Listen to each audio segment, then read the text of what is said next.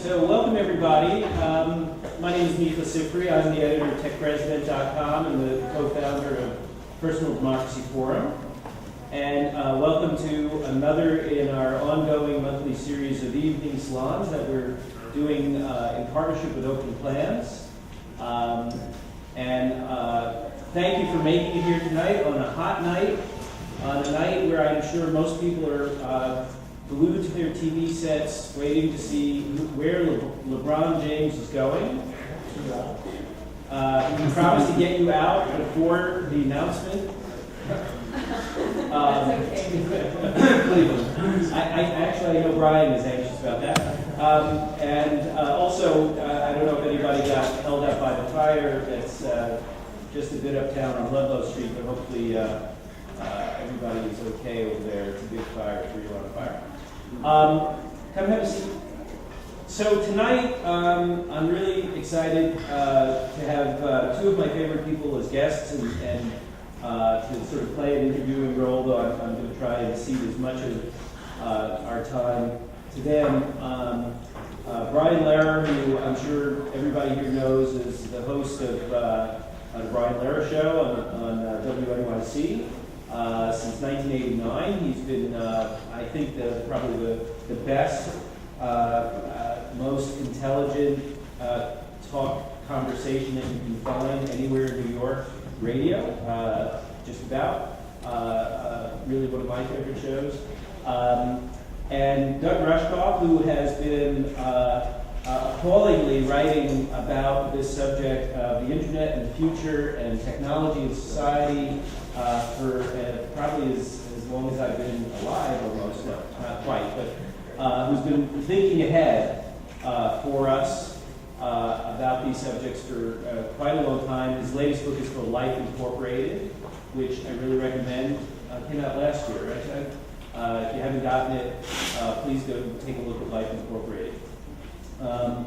What we're going to talk about today, and we'll start with sort of me in conversation with our two guests, and then make sure to leave plenty of time for the second half for comments and questions from the audience, and then hopefully by around 8:15, 8:20, an hour from now, we'll retire to the bar for a more informal conversation. One very old and in some ways well thought out established medium, which is local public radio, and sort of public affairs mission that local public radio can play, collides with the internet, where the internet encroaches and then makes possible a whole flowering of new kinds of interaction, new kinds of participation by the people who used to be called the audience. And what are the prospects? How can we rethink and make local public radio into a richer resource? And indeed, how can we use the internet to make local dialogue, community conversation into something more vital and meaningful in people's lives? I think these two questions are tied. There wasn't quite yet, or at least that I could afford, and then within a few years, what we think of as the modern PC came along, and I guess I was sort of an early adopter, and was interested in community at that time too, and I was using things like the web, San Francisco base, to connect with people on various issues, and things like CompuServe to do research early on. It was amazing to me in the early mid-'80s to see that there was something that had an online newspaper database and magazine database where I could do that kind of research for whatever I was working on. So then I came to WNYC in 1989 and excited to have my own show on public radio, something I definitely aspire to. I've been a member for years before I got hired there, and discovered that they were using electric typewriters. And the fact that it was a little bit out of my control, which at first was a little bit shocking, and which gradually I came to see as a good thing. That expressions within media were starting to take shape that were not in control of the professional media, and even though that meant me, I saw that as a good thing, and have been looking over time for the ways in which we could have, what I think Ray Shirky maybe and some others have popularized it as pro-am journalism, pro-am media, professional and amateur partnerships.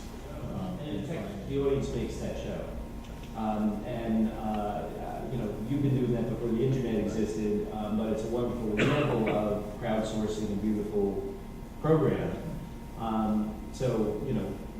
We don't have to reinvent anything here. The answers, in some cases, are already there. Well, I feel like we're still dancing around this problem of, can we do more? Or what's preventing some stronger role for radio and listener community to form? And Doug, in your case, you were dealing with a smaller audience and maybe a more intense connection to you because of your online persona and so on. But do you think that, maybe people just aren't looking for that kind of intense connection that ultimately, I'm asking too much of Brian, or people like Brian, to be sort of community organizers instead of being good, intelligent talk radio hosts. Well, I don't think you have to push the radio host to that. I don't think he's got to be out there with shovels and putting, green roofs on things. He does what he does. You know what I mean? You do what you do. Mm-hmm. That's your expertise. There's a certain point. A community organizer can be anything. He can be president, probably.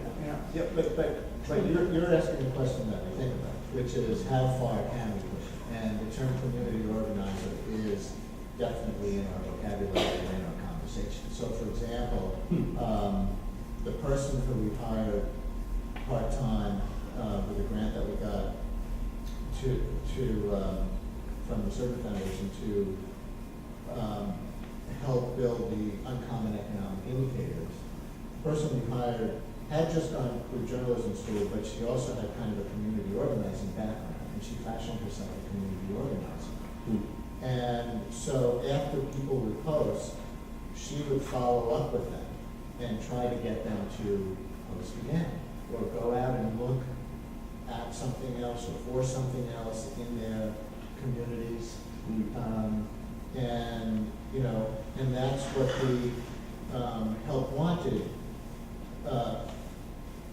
offshoot of that throughout that impulse for her, and she continued to organize that, to be a community organizer, to create a community where people who are unemployed could find some connection. Not that there aren't things out there, or weren't things out there already where unemployed people could go to talk to each other, but because people do find community around their show, to do it and generate and push. And so what are the next steps in that? This is an active conversation. That's actually And we've failed as much as we succeeded, I would say. So, for example, in the elections, and this I think it really gets into Micah's territory with Tech President, we were actually talking about this on the phone the other day. In election seasons, we do our series called 30 Issues in 30 Days, which is exactly what it sounds like, 30 consecutive shows before Election Day, where we talk about pre-designated issues, so we're not just following the headlines in the horse race. And we tried to use a wiki for that in the last couple of years to contribute to that, having people kind of build the preps, the guest suggestions and what sound elements we might use and things like that. And it's been very, very hard to get people to participate. You have to really spend time and resources to actively manage that. Same with the Help Wanted page. Unless we're generating, it's not quite taking off as its own independent, self-sustaining, peer-to-peer community. So when people accuse the media of using crowdsourcing to replace professional journalists, one of the things I say is that in our case at least, it actually takes us more staff time to do anything approaching successful crowdsourcing than not attempting it at all. So, and not to get airy-fairy, but it's really real-world spiritual sense of connection, that we're all in a shared space, which is why I like it coming from a broadcast tower in as analog a form as it can, I know it's all digitally whatever, but it's still coming through the air to my box and moving a speaker. And that other people are having that exact same experience at exactly the same time. The net experience of community, and I was there in those same CompuServe forums and on the well in 87, 88, or whenever that was. The net experience is asynchronous. It's community, but it's community like a chess game by mail. You know, where at least it was back then. There'd be a conversation going on, you'd log in, you'd download the conversation to your computer, you'd read the computer, you'd make your post, you'd log in again, and upload your comment. So you had all the time in the world to read the thing, make your comment, think about it, and do this kind of considered response.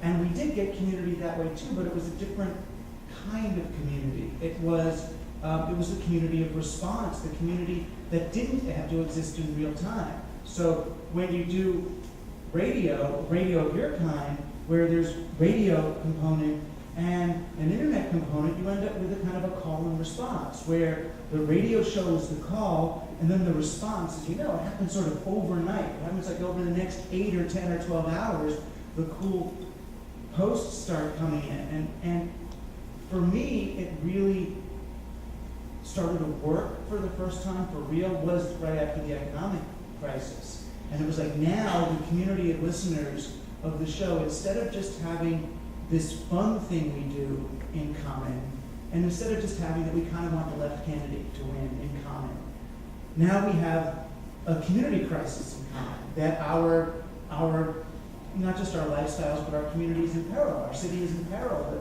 things that we do. So now we can actually use these tools.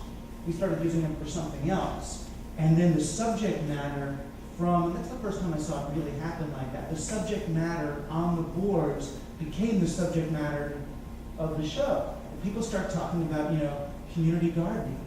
And I gotta learn to garden again because they're worried about how am I gonna make food. People start talking about alternative local currencies. How are we gonna barter? So it becomes the topic on the show. So it was a much more advanced form of feedback that had a much larger cycle to it, or a longer cycle to it, than just, Rush Limbaugh saying, I'm mad about this, call in, and everybody just calling in right away and saying their thing and then going out. When you have that longer feedback cycle, you end up with much, much richer stuff then to bring back into the broadcast realm.